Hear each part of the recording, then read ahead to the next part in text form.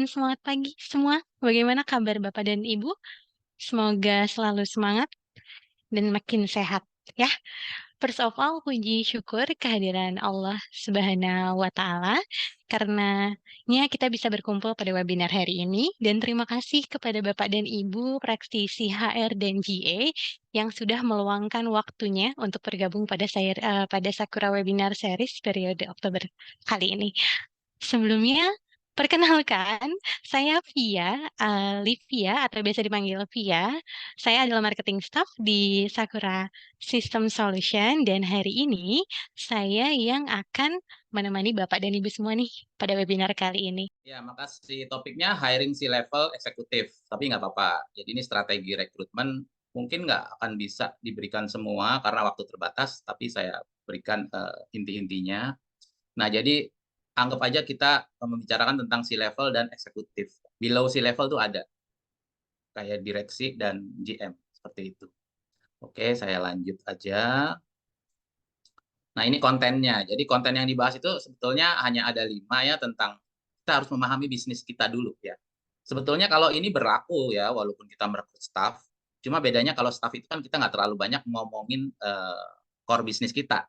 Kita tinggal suruh aja kandidat untuk level staff itu ya buka website, pelajari kita bisnisnya apa. Jadi nggak perlu bicara soal apa namanya manajemen, keuangan, organisasi, kemudian proyeksi, visi misi. Kalau visi misi mungkin masih oke karena kan nanti staff juga akan tahu.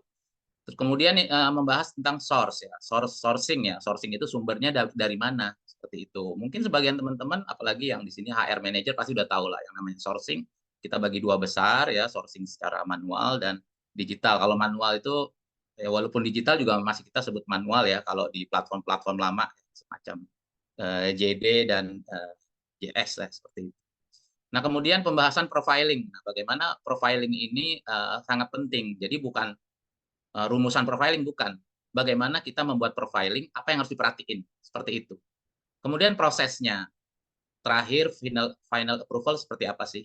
Nah, sebetulnya ini berlaku critical mulai dari level manager ya sampai C-level. Kalau supervisor so far relatif masih sama dengan staff, jadi nggak terlalu kompleks banget ya. Yang penting karena mereka tugasnya based on job desk, based on perintah, kompetensinya seperti apa, potensinya seperti apa, targetnya seperti apa. Tapi kalau udah level manager ke atas, senior manager, GM, itu lebih banyak hal-hal yang problem solving, kemudian lebih banyak hal-hal yang apa namanya bagaimana mereka membuat strategi bisnis ya dan sebagainya. Oke, mudah-mudahan ini waktunya cukup. Saya geser lagi. Nah, ini si level yang tadi saya bahas. Contoh si level itu misalnya CEO ya. CEO ada CFO, CMO. CEO udah pasti Chief Executive Officer. Dia itu pusat sentral dari kalau BOD itu ya pasti CEO lah. CEO-nya siapa. Nah, itu memastikan bisnis berjalan dengan lancar, merancang aturan dan rencana lainnya. Kenapa? Ya, si level itu punya pengaruh wewenang yang tinggi karena resikonya juga tinggi. Pekerjaannya juga lebih banyak dan melelahkan. Walaupun bukan fisik, karena pikirannya, tenaga itu nggak hanya fisik, pikirannya, mental, moral. Makanya kita tesnya itu bukan tes mengenai psikotes, bukan. Psikotes sudah lewat, jadi lebih ke bagaimana match-nya, bagaimana mereka memecahkan masalah, strateginya bagaimana, sampai presentasi setelah CEO, kandidat CEO ini mempelajari portfolio dari perusahaan. Karena perusahaan beda tahun itu bisa beda purpose-nya. Jadi walaupun kandidat CEO tahu perusahaan kita, tetap dia harus menggali dari kita. Kita harus memberikan informasi. Nah, biasanya kalau di perusahaan besar itu jabatan C-level itu berkumpul ya, membuat keputusan bersama-sama mengenai investasi, keuangan, action plan dan sebagainya. Apalagi soal yang namanya rekrutmen ya, pasti dia terlibat minimal di soal budgetnya. Budgetnya penempatannya. Makanya kalau teman-teman di sini sebagai HR ya, pelan-pelan aja, semakin hari harus semakin belajar strategik. Bagaimana menghitung misalnya, contoh bagaimana membuat KPI, bagaimana menyusun job desk, bagaimana merancang workload analisis. Karena suatu saat, pada saat kita ditanya, bisa jawab sekali, 2 kali. Kita akan dilibatkan ke hal-hal strategik. Makanya nggak boleh ada keluhan, HR cuma diperintah doang, cuma eksekusi doang. Banyak di Indonesia, level manager, bahkan GM, direktur pun kadang-kadang mengerjakan sesuatu yang operasional. Kenapa? Mungkin pengalaman dari CEO atau owner setiap ditanya mengenai strategi yang berhubungan dengan bisnis dan people dan produktivitas, jawabannya kualitatif. Orang kita sudah cukup, Pak. Orang kita bagus-bagus, hasil psikotes bagus. Padahal yang ditanyakan bagaimana mengukurnya, korelasinya bagaimana. Karena CEO itu, apalagi ini bulan-bulan Oktober ya, CEO itu akan proyeksi bisnis. Tentunya kaitannya dengan HRD itu adalah labor cost, kompetensi, ya. Kan kita ngerjain pelatihan. Jadi ngerjain pelatihan tuh bukan target kita adalah jam pelatihan, bukan. Target kita jumlah orang terutang, bukan.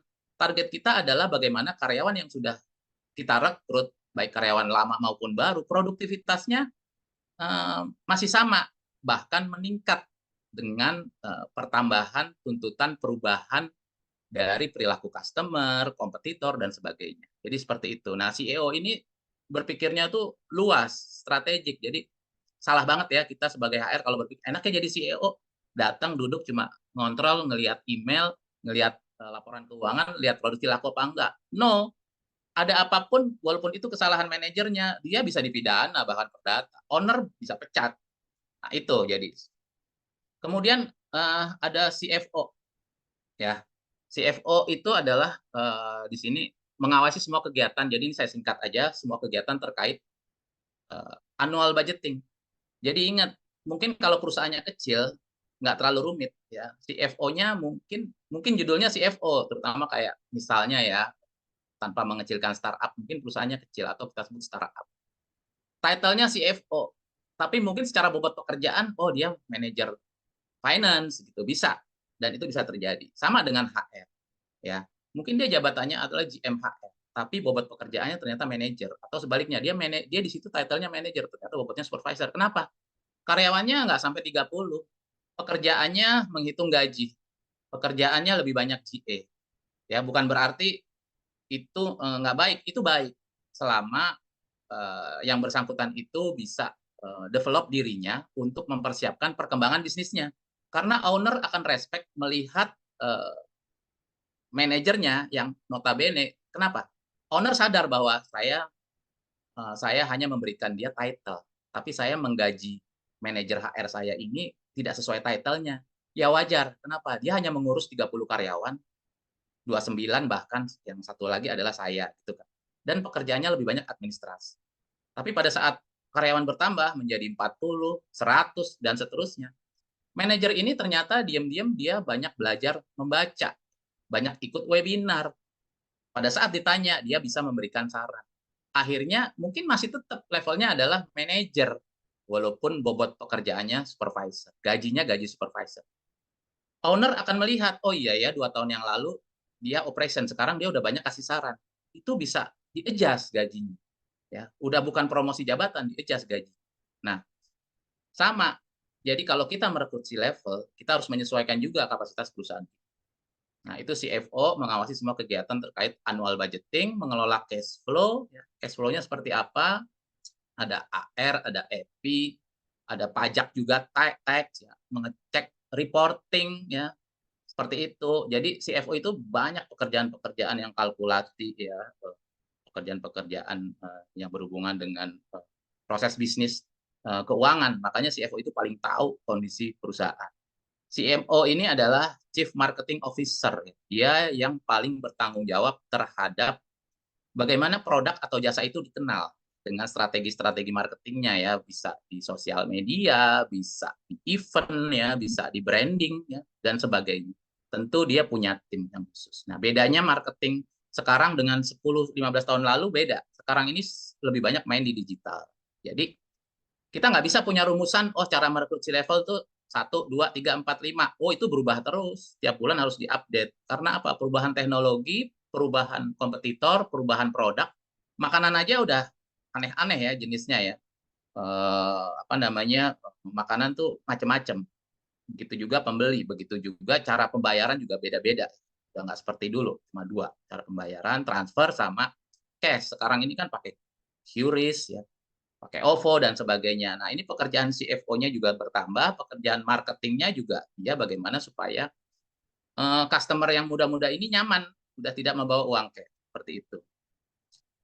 Nah, itu jadi C-level itu contohnya CEO, CFO, CMO. Nah, yang lainnya apa? CHRO. CHRO adalah Chief Human Resource Officer. Ini title yang kalau menurut saya ini pengamatan saya adalah title yang bergengsi ya, tinggi. Nggak sekedar HR Director. CHRO itu biasanya ya kalau orang memberikan label CHRO itu kapasitas bobotnya itu udah strategik dan pasti didengar oleh CEO bahkan owner. CTO ini teknologi ya, IT. Jadi si levelnya IT, CDO itu data ya. Kemudian si level below apa sih? VP ya, VP, GM ya, sampai ke level senior manager itu below. Ya. Kemudian kita beralih lagi. Oke. Nah, ini prinsip ya. Saya tidak akan memberikan rumus seperti kita belajar Excel enggak.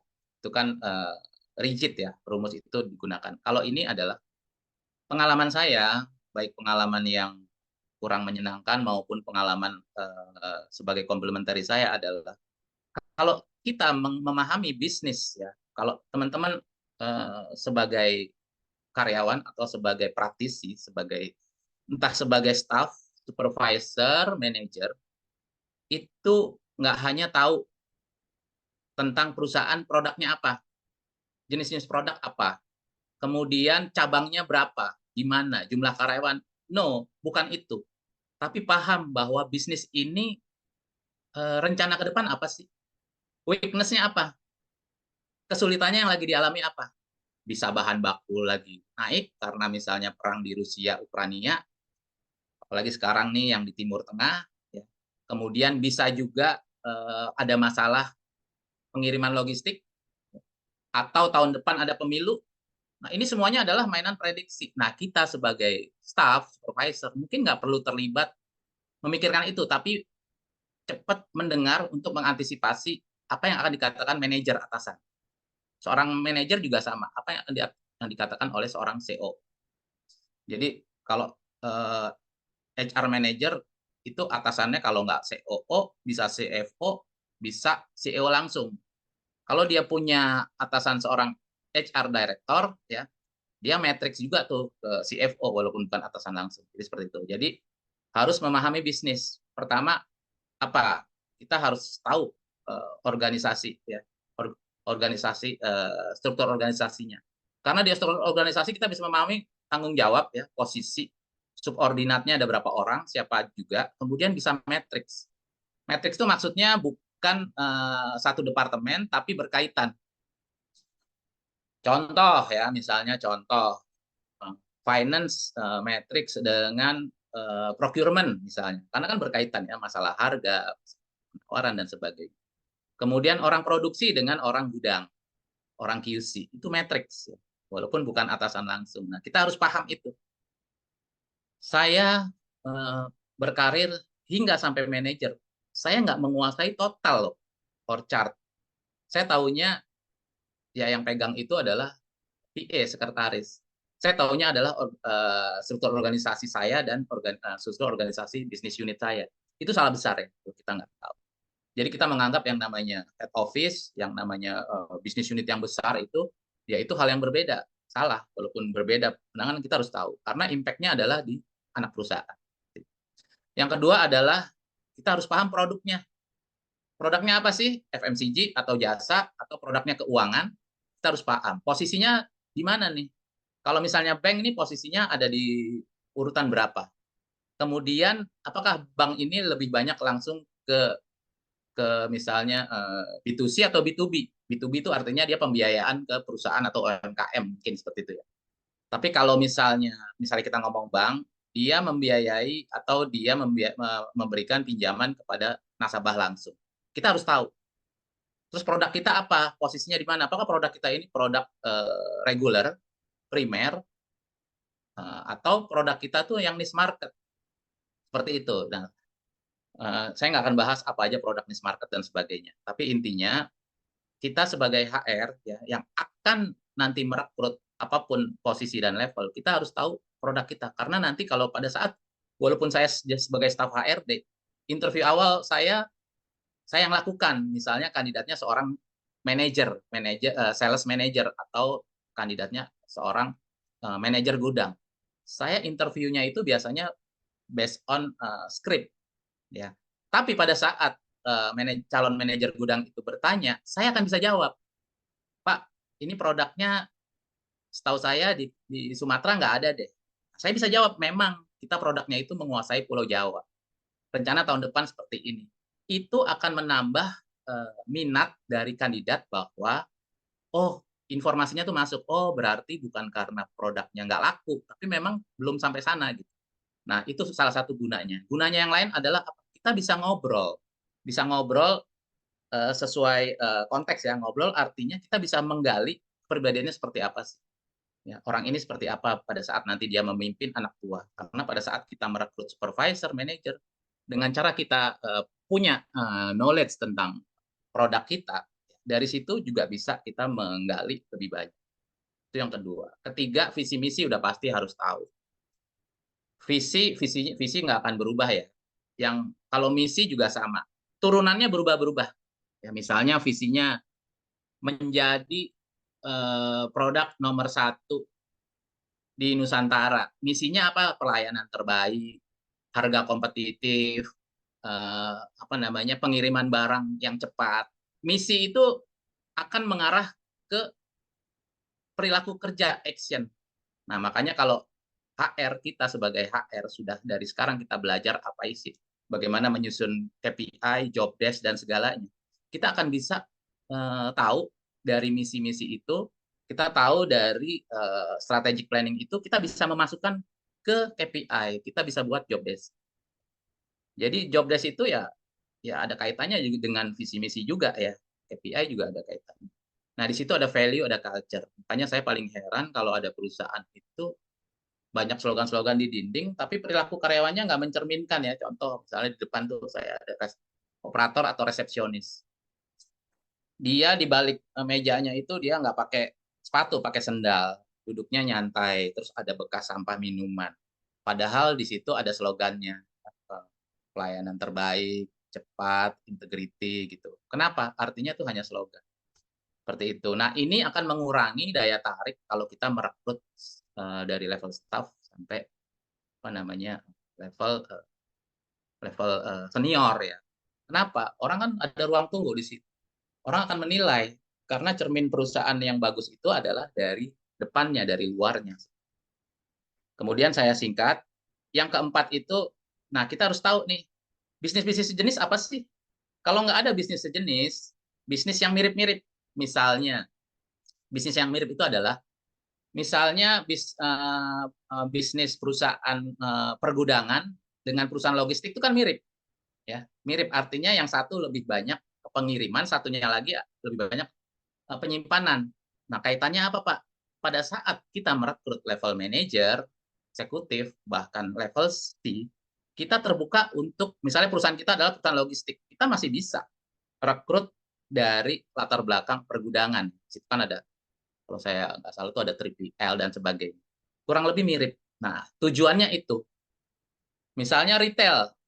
Retail mirip dengan apa? Misalnya dengan, ya mungkin masih mirip dengan suppliernya.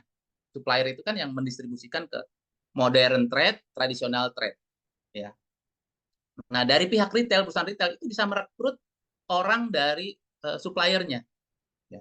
Atau supplier bisa merekrut orang retailnya. Karena tahu bisnisnya. Seperti itu. Yang lain kekurangannya tinggal dipelajari. Nah, itu kegunaannya ya kalau kita memahami bisnis. Nah, struktur organisasi udah pasti menggambarkan skop bisnis dan kompleksitasnya ya. Kemudian data kompetitor, bisnis pendukung atau komplementer yang memungkinkan terjadinya sumber data untuk kandidat. Ya teman-teman, jadi harus tahu supaya nanti pada saat kita kan kadang-kadang karena ketidaktahuan kita susah banget sih cari kandidat dari sini karena kita carinya yang fix bener-bener persis, padahal yang mirip-mirip bisa gitu. Seperti itu. Nah, sekarang sources ya, teman-teman di sini sourcesnya dari mana sih? Mungkin kalau kita merekrut level staff, supervisor, istilahnya dari sources manapun pasti kita dapat ya. Paling hanya masalah timing aja, masalah deadline ya. Kita bisa dibilang lambat, tapi nggak akan sulit seperti level senior ke atas ya, level GM sampai si level tuh mungkin agak sulit ya. Kalau ataupun dapat belum tentu cocok, belum tentu orangnya mau karena kita cenderung mengganggu. Kita cenderung mengganggu dari orang yang lagi bekerja seperti itu. Nah, talent sourcing ya bisa dari data digital, ya. Misalnya ada di aplikasi misalnya masih ada apa enggak ya JS ya, Jobs, Job, Job Street lah misalnya atau Jobs DB. Jobs Marketplace sekarang banyak aplikasi juga atau Job Fair juga sekarang sudah ada yang hybrid atau yang online. Dari sosial media misalnya LinkedIn. Nah, itu lebih enak tuh kalau kita hunting, kita tinggal invite pertemanan, tinggal kita cek apalagi kalau dia ada label hijaunya ya udah pasti yang bersangkutan butuh. Jadi gampang approach-nya. Tapi syaratnya ya kita harus invite. Kecuali kalau kita bayar bulanan. Bayar bulanan kita bisa menjangkau ke semuanya. Sosial media banyak ya, Instagram. Tapi kalau rekrutmen untuk level senior kayaknya hanya LinkedIn ya. Kalau di sosial media lain mungkin aplikasi-aplikasi khusus mungkin ya. Website, website bisa. Tapi website itu masuknya bisa website perusahaan atau website job portal itu bisa. Cuma saya nggak tahu efektivitasnya mesti diteliti lagi. Nah itu source-nya. Nah saya sebutkan di sini ada beberapa source, ada 5 source, cuma saya singkat jadi 3. Referral, referral apa sih? Kan kalau di LinkedIn ya, kalau saya baca ini ributin orang dalam nih. Saya saranin nih teman-teman ya, saya saranin bagaimana caranya kalian dikenal orang dalam atau bagaimana caranya kalian menggunakan orang dalam. Memang orang dalam yang dimaksud di sosial media atau LinkedIn ya, itu maksudnya adalah nepotisme ya, kolusi. Tapi perusahaan saya rasa nggak bodoh-bodoh amat sih. Perusahaan kan pasti juga bisa baca lah ya. Karyawan kok kayaknya males, nggak produktif, salah-salah terus. Ya, kemudian ini siapa yang rekrut ya? Kecuali kalau memang itu fix ya, misalnya ada hubungan keluarga dengan pemilik ya, itu lain cerita. Artinya resiko ditanggung. Nah, orang dalam itu artinya sebetulnya adalah salah satu strategi efektif efisien. Saya dulu bagaimana merekrut, saya tidak selalu menggunakan portal berbayar. Saya bisa share ke karyawan, saya tempel di dinding. Referral, ya, tetangga, teman, ya, kalau saudara tergantung SOP-nya gimana ya. Tetangga, teman, kalau tolong bantu untuk di-share.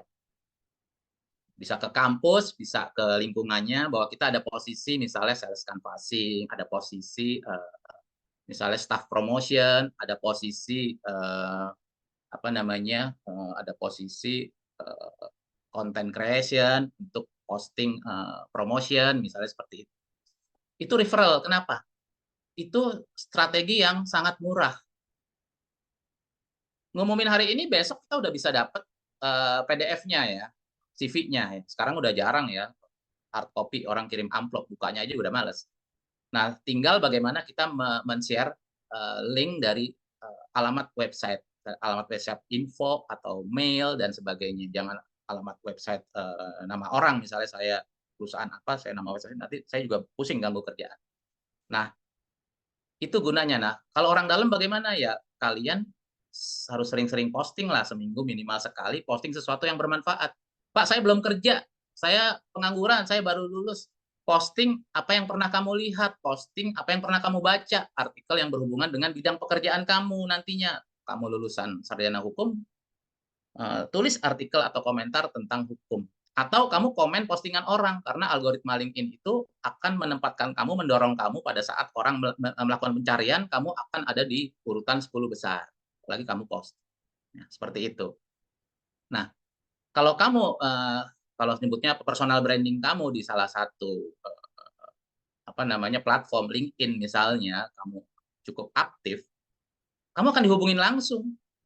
Ya. Jadi kamu nggak ikut, mungkin udah pasang lowongan tuh, udah pasang lowongan di beberapa portal, udah pasang lowongan, tapi kamu dihubungin langsung, yang ngehubungin manajer lagi. Halo Mbak Livia, saya baca profil kamu, gara-gara saya ngelihat postingan kamu, kebetulan kita butuh ini, kamu minat nggak? Wah udah direct langsung, udah nggak pakai kirim ini, langsung direct, kirimnya ke dia atau kamu ikut undangan. Itu maksudnya orang dalam. Itu namanya referral. Referral itu linknya link jejaring atau asosiasi.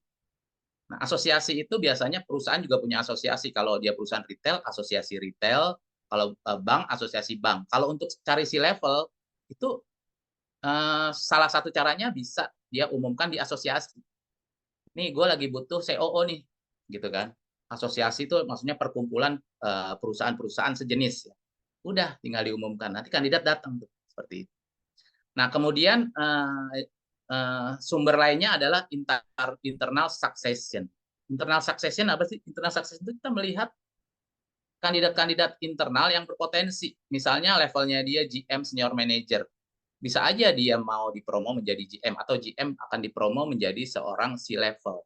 Tapi nggak langsung. Mungkin dia setahun dia nyebutnya apa ya? Acting untuk melihat performanya. Karena posisi C-level ini sangat kritikal. Kurang sedikit itu dampaknya besar. Bisa dampak penjualan, bisa dampak produktivitas, bisa dampak engagement karyawan. Karena setiap keputusannya itu, jadi kalau jadi C-level itu serba salahnya begini. Ya, kalau kita nanggung ya, memberikan keputusan salah, nanti yang A nggak puas, B puas. Tidak memberikan keputusan, banyak yang resign karena flat seperti ini. Berarti tuntutannya apa? Kita harus menganalisa setiap hari, setiap saat perkembangan yang terjadi. Kita supaya menjaga, kalau talent menjaga supaya mereka nggak resign. Kalau produk supaya menjaga produknya berkualitas, ya kan. Kemudian kalau customer, menjaga customernya itu jangan pergi, servisnya yang bagus. Berarti yang dikumpulin siapa? Manajemennya semua dikumpulin tuh. Mulai dari salesnya, customer service-nya, HR-nya gitu. Nah itu seperti itu. Nah, internal succession ini salah satu cara kalau memang ada kandidat yang mumpuni. Nah, bisa ditandem dulu, ya. Bisa ditandem oleh mungkin atasannya ya atau atasan nggak langsungnya. Kemudian yang cara yang biasanya populer untuk si level itu adalah consulting atau headhunting. Nah, kenapa headhunting itu sudah punya cara sendiri, sudah punya filosofi sendiri bagaimana cara merekrut. Jadi perusahaan itu terima beres.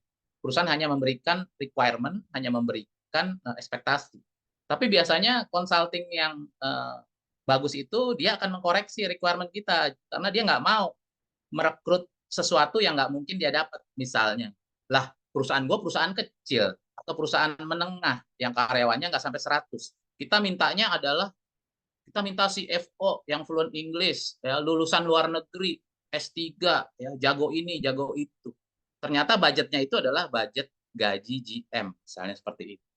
Ya, pasti menolak ya konsultannya. Pasti konsultannya itu akan merekomendasikan, ini loh, kompetitor sejenis seperti ini. Jadi yang kita cari itu nanti, yang latar belakangnya itu adalah dia sedang atau pernah di perusahaan yang kapasitasnya kurang lebih sama. Kalau ataupun dia pernah di perusahaan besar, itu nggak current condition, tapi pernah. Mungkin waktu jadi manajer dia di perusahaan yang besar, yang karyawannya 1.000, yang punya cabang di seluruh Nusantara. Tapi yang merekrut itu startup, merekrut posisi untuk level direktur. Itu bisa, ya, itu bisa. Karena yang dibutuhkan itu adalah bagaimana kandidat ini pengalaman yang dulu itu. Tapi di pengalaman terakhirnya itu kurang lebih mirip. Makanya kadang-kadang misalnya saya tuh kadang-kadang memutuskan untuk meninggalkan perusahaan, padahal perusahaan yang tujuan saya itu perusahaannya tuh nggak lebih dikenal atau lebih kecil. Tapi di sana saya menjadi pengambil keputusan, orang yang strategik. Ibaratnya tuh kalau kalau main bola ya, kalau di klub bola ya, itu ada istilah daripada di MU Liverpool cuma cadangan terus, mendingan saya pindah ke klub promosi, tapi saya jadi starter. Seperti itu ibaratnya. Tapi biasanya walaupun di klub promosi, dia dapat benefitnya tuh lebih baik. Kalau ataupun nggak baik, dia kan istilahnya cari pengalaman. Nah, itu dari internal succession ya. Ada mekanismenya juga, nggak asal angkat atau calonkan. Consulting agency itu headhunting ya. Nah, ini kalau dibahas masing-masing aspek banyak. Sakura System Solution. Also HRD, Adit still use manual methods for managing employee data. The company has 75 employees. However, over time the company and employees have grown. Adit feels stressed and pressure by the complicated administration. The solution Spicy 10. With the future of Spicy Core, Spicy Payroll, and Spicy HR Self-Service, Spicy HR Development, Spicy HR Management, And it's also ease of use. Accurate. Excellent support and maintenance. Available for mobile with various bidder. With the implementation of artificial intelligence, employee turnover, input errors, and meeting time allocation errors are no longer a problem. Adit can manage his time well, be productive, and help the company achieve its target. let's collaborate to the next level. Sakura-system.co.id. Masing aspek banyak. Nah, bagaimana kita memprofiling? Nah, ini sih berlaku ya semua ya. Kalau profiling untuk staff itu berlaku seragam. Misalnya untuk kasir, profilingnya apa sih kasir? Tentu teliti. Ya, tentu teliti, bisa Excel. Udah, tinggal nanti kalau ada kepribadiannya dia misalnya orangnya lembut, gesit, itu kan bonus. Tapi kan itu bisa dilatih. Kecuali kalau attitude-nya buruk ya, jujur itu beda. Nah, kalau profiling untuk supervisor itu ada unsur mirip staff, tapi dia ada unsur inisiatifnya. Nah, itu yang harus di profiling. Misalnya inisiatifnya apa? Tegas, ya, dia bisa membuat jadwal. Kemudian dia bisa melakukan evaluasi. Beda, kalau staff itu kan semuanya cenderung perintah atau dia membuat report. Tapi kalau supervisor tuh udah mulai ada analisa. Manager udah mulai strategik seperti itu. Nah, untuk profiling ini ya requirement-nya ada dua hal, requirement yang standar sama requirement khusus. Requirement khusus itu tergantung teman-teman perusahaannya tuh apa, ya. Apa yang dibutuhkan di perusahaan khusus ini? Ya misalnya lokasinya di Bogor, karena dia perkebunan teh. Ya requirement-nya yang mau istilahnya penempatannya misalnya di Bogor atau dia perkebunan kelapa sawit. Requirement-nya dia yang siap ditempatkan di Kalimantan. Atau misalnya kalau dia seorang sales yang kita punya pasar di Nusantara, dia siap untuk perjalanan traveling keliling. Itu requirement. Requirement khusus, masuknya bisa requirement khusus. Seperti itu. Kemudian kompetensi apa aja? Kompetensi banyak ya teman-teman. Ada kompetensi yang core di bisnis tersebut, ada kompetensi tambahan yang mendukung profesionalitas seseorang. Contoh misalnya, kompetensi sekarang ini kan berkembang. Teman-teman bisa lihat di top 10 skill lah yang 2023 ya, 2023, 2024 itu nggak jauh dari yang namanya service communication, leadership, digital literasi, ya, kemudian emotional intelligence. Gunanya apa? Paling gampang kita kasih contoh, banyak orang pinter, banyak bos-bos, banyak manajer, jago jualan, tapi dia nggak bisa ngurus anak buah. Kenapa? Emosian gitu kan, gampang tersinggung karena dia tidak dewasa. Jadi otaknya smart, tapi kecerdasan emosinya lambat. Jadi pada saat staff dia memberikan masukan, langsung nganggapnya oh ini komplain atau dia takut disaingin, dia langsung ngomong sok tahu. Itu kan sebetulnya bahaya. Itu contoh. Kompetensi banyak ya, ada kompetensi hard kompetensi, soft kompetensi. Nah, teman-teman udah mulai bisa di list kompetensi apa aja dibutuhkan. list kompetensi itu banyak, nanti yang relevan dengan di perusahaan itu apa. Kalau memang perusahaannya banyak main di operation, kompetensinya itu berarti kompetensi bagaimana koordinasi, komunikasi, kemudian action, ya, reporting, dan sebagainya. Kemudian tugasnya apa?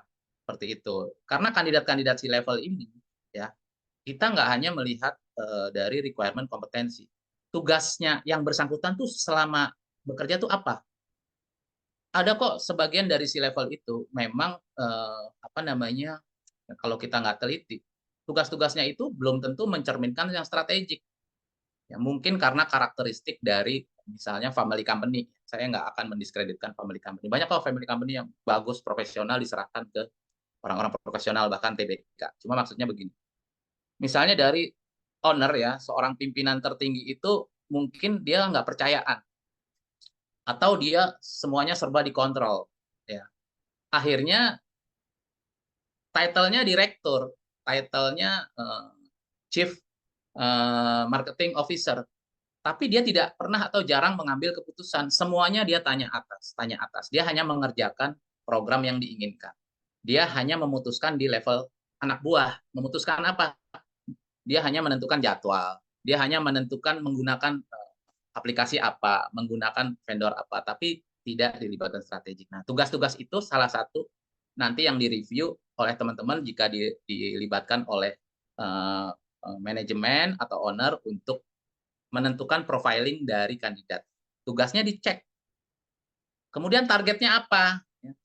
Baik target dari perusahaan kita, tahun depan tuh mau apa.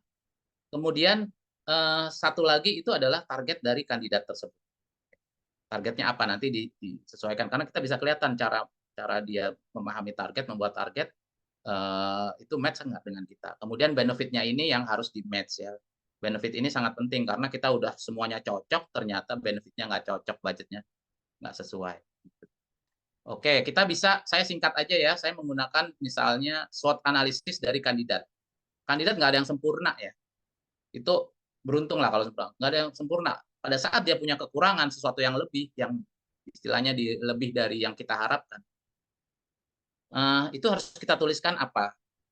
Dan opportunity-nya apa. Sebaliknya kekurangannya apa. Karena dari kekurangan itu kita akan kejar, ya, supaya kandidat itu bisa. Tapi kekurangan-kekurangan itu jangan sampai yang prinsipal, ya. Misalnya bisa bahasa Inggris, ya, atau dan sebagainya. Tapi kalau misalnya lebih ke administrasi, kan dia punya tim.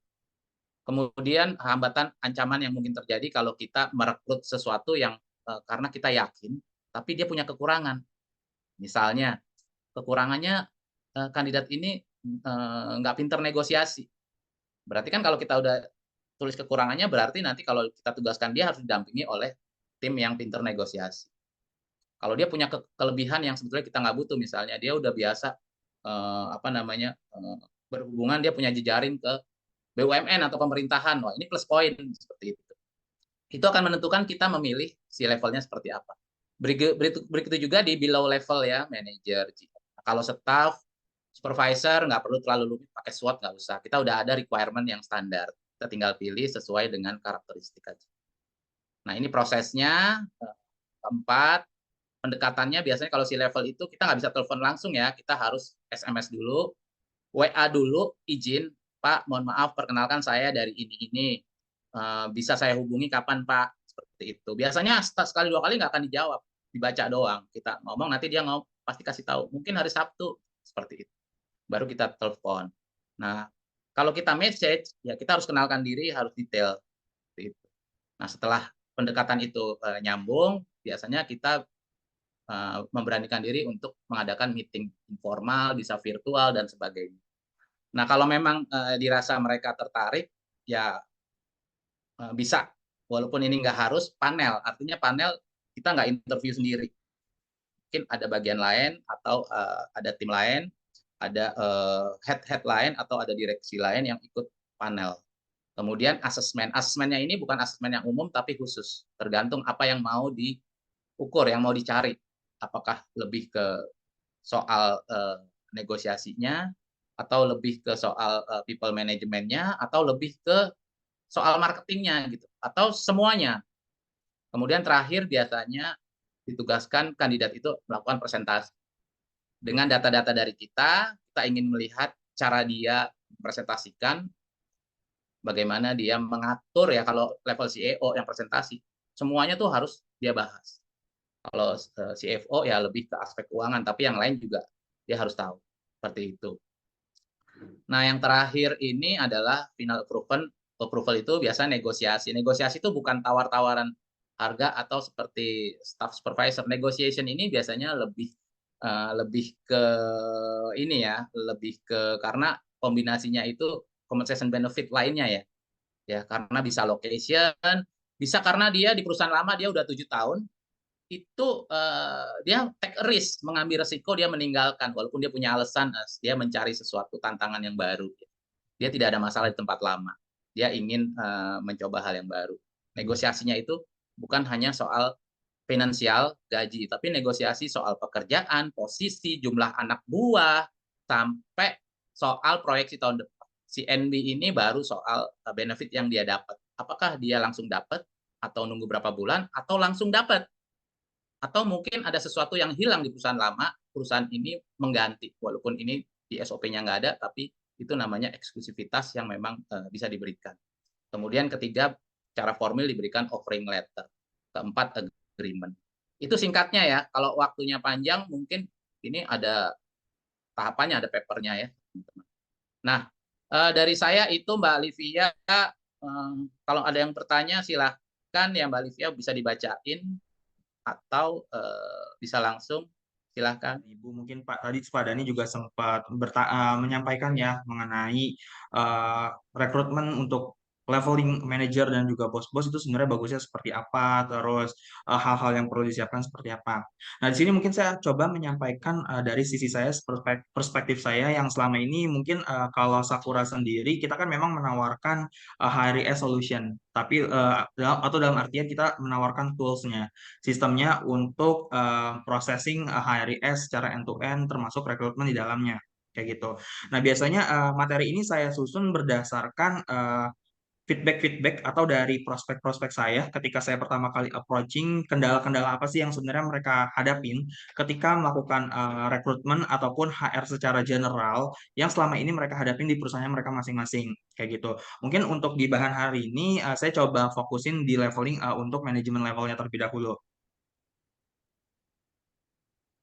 Oke, mungkin tadi Pak Dhani sudah sempat singgung sedikit ya mengenai si level itu sendiri itu seperti apa. Di sini juga saya mengutip dari Investopedia bahwa sebenarnya si level itu adalah orang-orang yang memang dalam suatu organisasi atau dalam suatu perusahaan itu udah leveling manajerial ataupun supervising dalam suatu organisasi kayak gitu.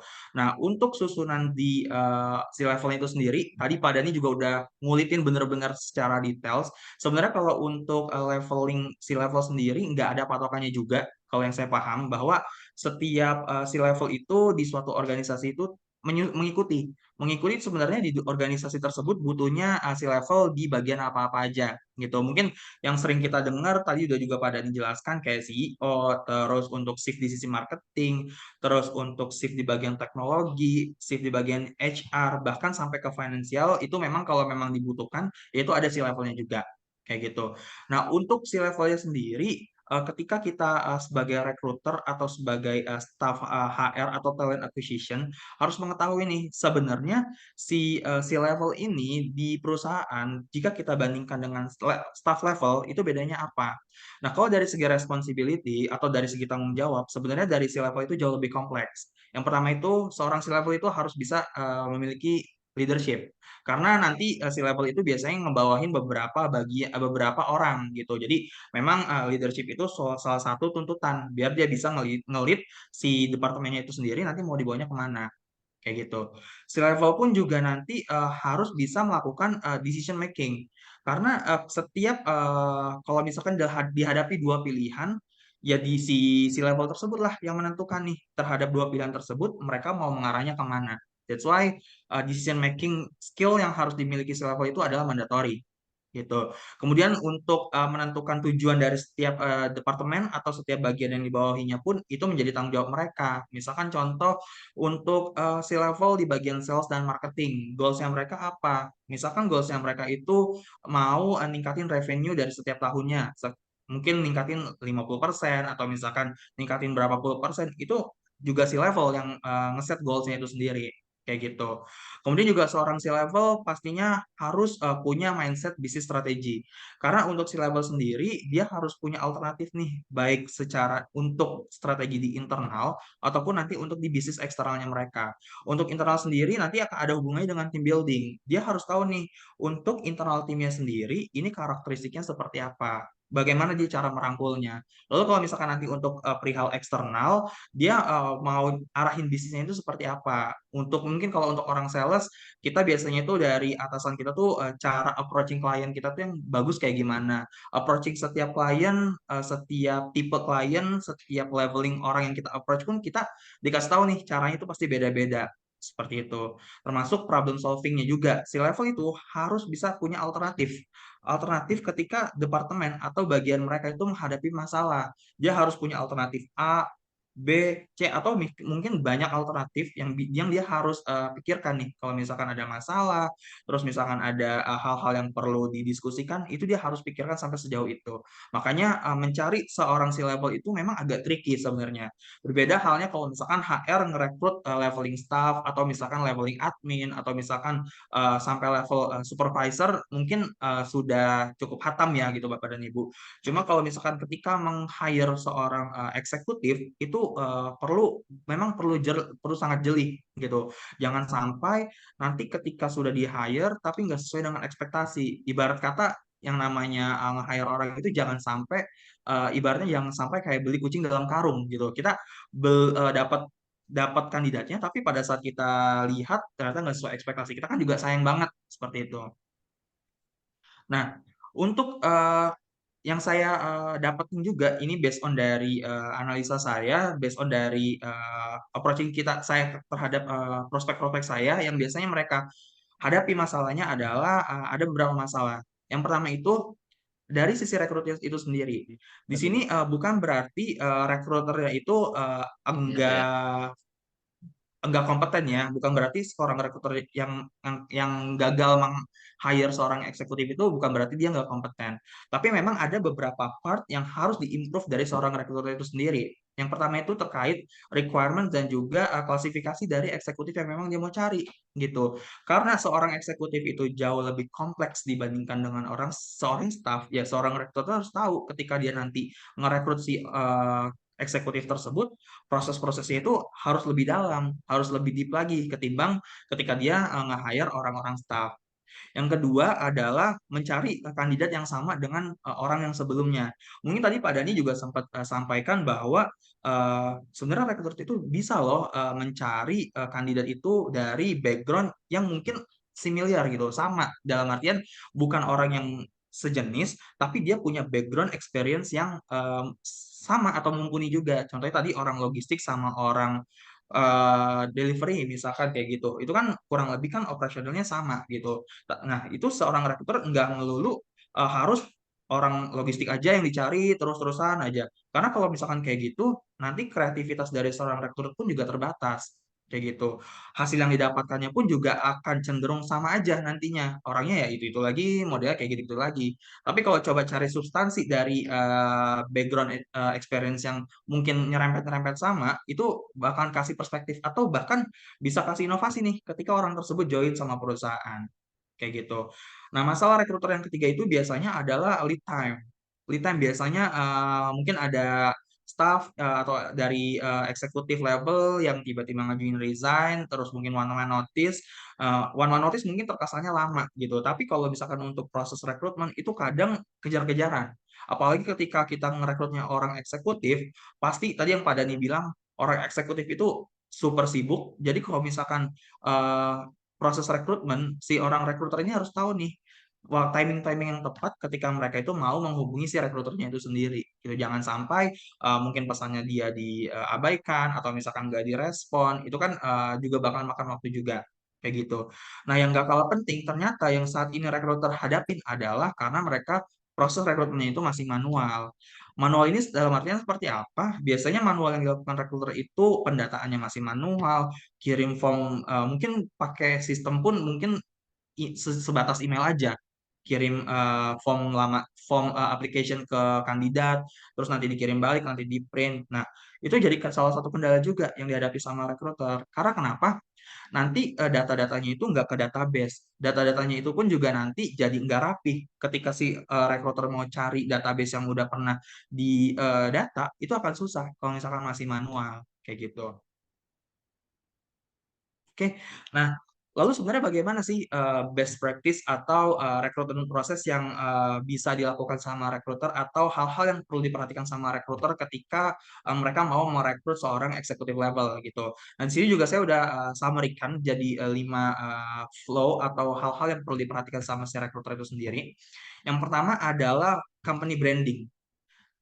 Untuk proses rekrutmen zaman sekarang saya katakan udah cukup berbeda kalau misalkan kita bandingkan 15 tahun atau 10 tahun sebelumnya di mana proses rekrutmen itu lebih ke ya orang yang cari kerja gitu. Tapi kalau untuk saat ini untuk proses rekrutmen atau hiring proses itu udah modelnya tuh kayak simbiosis mutualisme.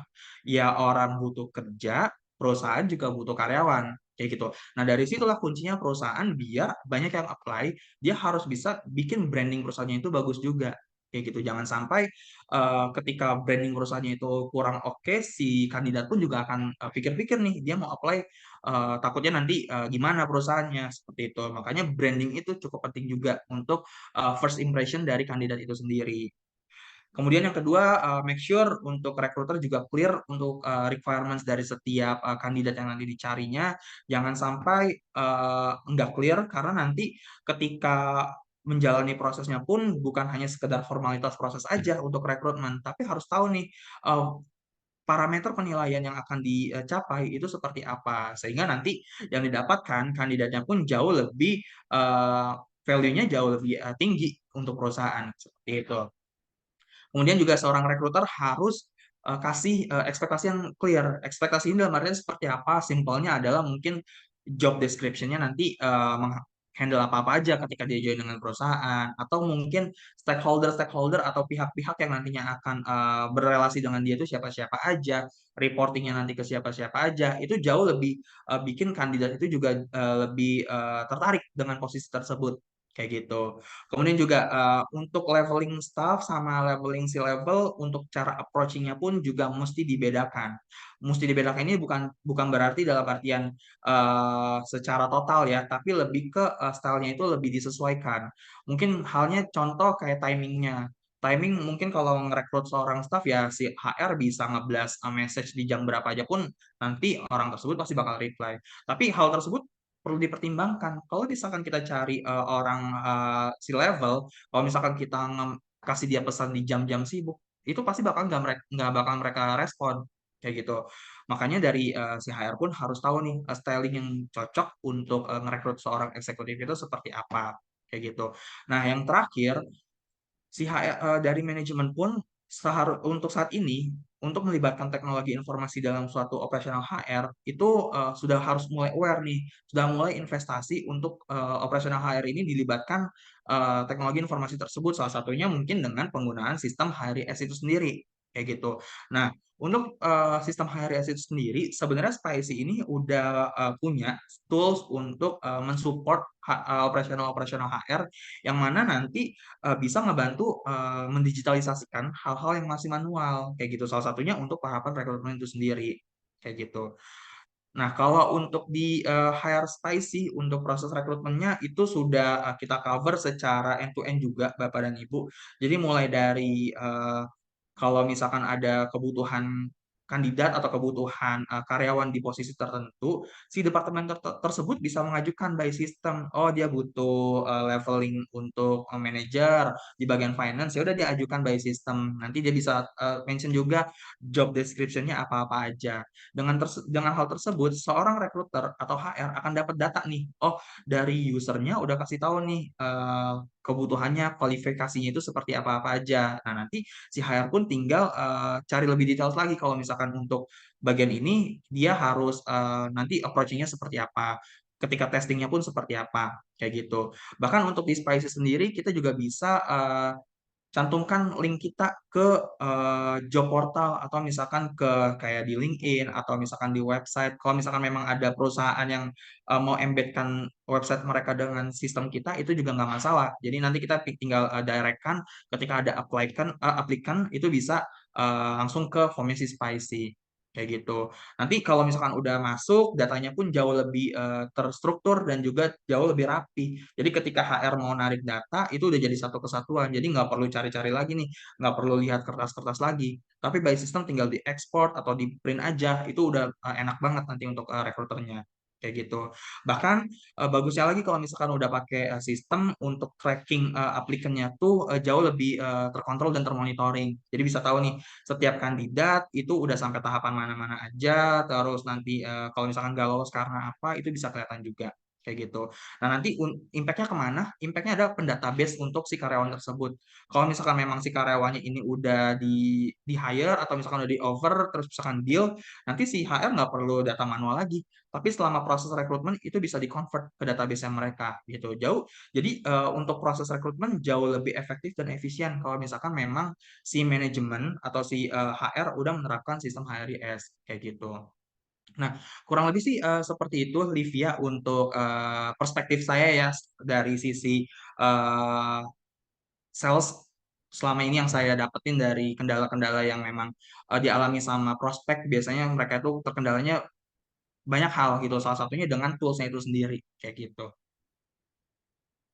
Bapak dan Ibu terkait dengan solusi yang kita tawarkan, memang untuk solusi yang kita tawarkan ini sudah bersifat end to end, Pak Bu, gitu. End to end ini dalam artian kita ini sudah bisa cover hire to rehire gitu untuk proses dari HRIS-nya itu sendiri.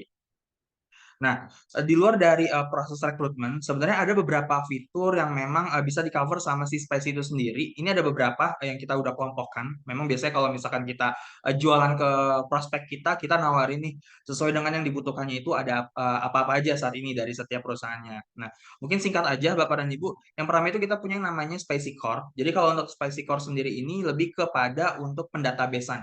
Pendatabesan ini dalam artian seperti apa? Untuk pendataan dari sisi perusahaan yang nanti pakai sistem ataupun dari database si karyawannya itu sendiri gitu. Jadi kalau misalkan udah pakai core dari Spicy ini untuk database karyawan jauh lebih rapi. Jadi kalau misalkan dari Pak Riki nih selaku HR mau cari data karyawan misalkan atas nama Livia gitu, tinggal search aja di sistem gitu, nggak perlu cari satu-satu lagi gitu. Kemudian di Spicy juga kita ada fitur untuk pengkalkulasian payroll, Pak Riki. Jadi kalau misalkan nanti untuk bagian payrollingnya udah nggak perlu capek-capek manual lagi gitu. Tapi by sistem dari Spicy kita udah bantukan nih untuk perhitungannya nanti seperti apa, perpajakannya, terus misalkan ada terkait dengan BPJS dan lain-lainnya, itu udah dihitungkan by sistem kayak gitu. Terkait hal-hal yang nanti mempengaruhi perhitungan payroll pun juga udah terintegrasi, Pak. Jadi misalkan payroll itu mungkin kan akan dipengaruhi sama kalau misalkan si karyawan ini ada cuti atau misalkan ada overtime, itu kan mempengaruhi nilai payrollnya mereka. Nah, itu juga udah by system juga. Jadi kalau udah pakai sistem, terlepas dari lebih cepat proses perhitungannya, validitas datanya pun juga jauh lebih dipertanggungjawabkan, Pak. Jadi kalau misalkan udah pakai sistem itu nggak perlu khawatir lagi nih datanya salah hitung. Kayak gitu. Kemudian bagusnya kalau udah pakai sistem HRIS, salah satu dengan Spicy, kita ini nggak hanya fokus ke transaksionalnya aja, Bapak dan Ibu. Jadi kalau misalkan di sini kita ada yang namanya HR development dan juga HR strategic. Jadi kalau untuk orang-orang di HR mungkin lebih ke people development-nya atau misalkan trainernya atau learning development timnya atau misalkan mau ada perhitungan appraisal, KPI, itu by system kita juga udah bisa di-provide. Atau kalau misalkan untuk manajemen level, manajer HR-nya mau simulasi kenaikan gaji atau misalkan mau simulasi perhitungan overtime, itu by system juga udah dibantukan kayak gitu. Enggak hanya itu, dari sistem kita pun juga kita sudah provide yang namanya self service Bapak dan Ibu. Jadi kalau misalkan saat ini mungkin transaksinya masih di handle sama admin HR, kalau misalkan ada yang cuti diajukan pakai kertas, kalau udah pakai Spicy itu nggak perlu lagi Bapak dan Ibu. Jadi kalau misalkan saya staff mau ngajuin cuti itu udah by system, udah by mobile apps itu udah bisa. Jadi nanti kalau misalkan perlu ada verifikasi, approval dan sebagainya itu by system juga kita bisa konfigurasikan. Jadi kalau misalkan HR mau lihat datanya nih, data bulan ini yang cuti siapa-siapa aja, status cutinya seperti apa, itu udah enak banget. kayak gitu. Kurang lebih sih mungkin singkatnya seperti itu ya Livia dan Pak Riki untuk fitur-fitur dari Spicy yang memang saat ini udah kita bisa provide. Memang salah satu value yang pengen kita deliver itu adalah meningkatkan efektivitas juga sih Bapak dan Ibu gitu. Jadi diharapkan kalau misalkan nanti memang dari Bapak dan Ibu tertarik untuk melihat lebih details dari Spicy, mungkin bisa menghubungi Livia atau saya.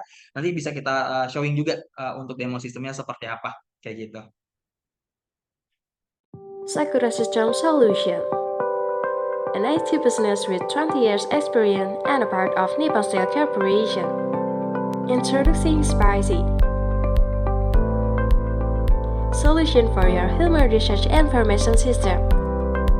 Spicy is comprehensive human research and parallel system, specializing in high-level security, efficient, and flexible, and it's also ease of use, accurate, excellent support and maintenance, available for mobile with various features. With the implementation of artificial intelligence, flexible benefit with lovers, loan, medical, retirement, and leave administration. Let's collaborate to the next level. Sakura System.co.id